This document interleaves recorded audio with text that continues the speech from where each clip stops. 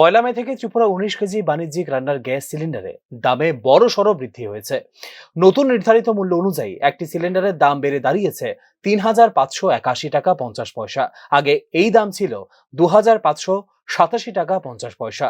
অর্থাৎ এক লাফে প্রায় ৯৯৪ টাকা পর্যন্ত বৃদ্ধি পেয়েছে দাম। রাজ্যের এক গ্যাস এজেন্সির কর্মকর্তা জানিয়েছেন, শুক্রবার থেকে এই নতুন মূল্য কার্যকর হয়েছে।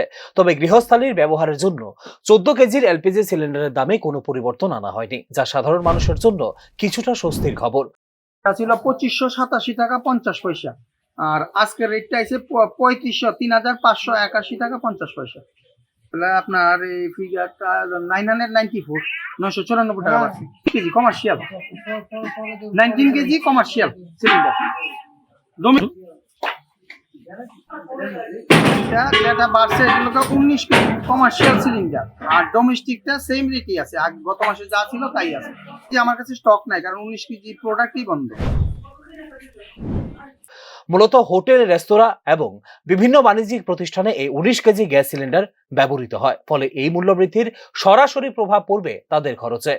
অনেকের মতে এর জেরে বাড়তে পারে খাবারের দামও। বিশেষজ্ঞদের মতে আন্তর্জাতিক বাজারে অপরিশোধিত তেলের মূল্য বৃদ্ধির কারণে এর প্রভাব পড়েছে।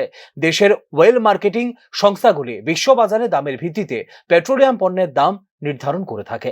Bureau report, news now.